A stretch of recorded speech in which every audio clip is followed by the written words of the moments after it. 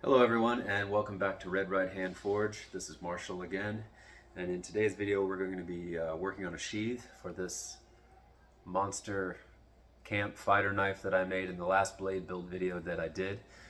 If you don't already know, you can actually win this blade. The idea is I'm trying to get more subscribers to my channel, so once I get 1,000 subscriptions, I'm going to pick a name randomly from the list. It is important that you make your subscription public, otherwise I won't see you on there and I won't be able to draw your name from the randomizer. But anyway, I'll put a link to that somewhere up here. You can check out that video, and yeah, you've got a 1 in 1,000 chance to take this one home. In the meantime, we're going to be making a leather sheath for this. I'm not an expert leather worker, but I've made a few sheaths in the past and I'm pretty confident with their functionality. We'll see how it goes. I'm not going to get into really any detail in this video. This is just going to be kind of a watch and enjoy the ride kind of thing. But if you do have any questions about the process, just put them in the comments, and I'll definitely get back to you on that. Okay, thanks for watching. Stick around.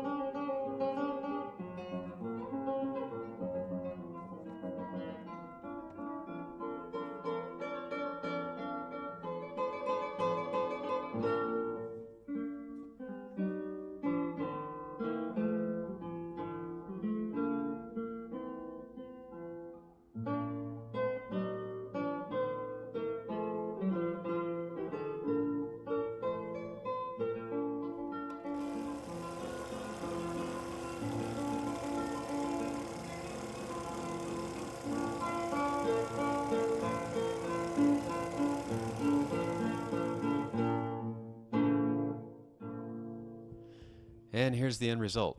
Pretty nice looking sheath.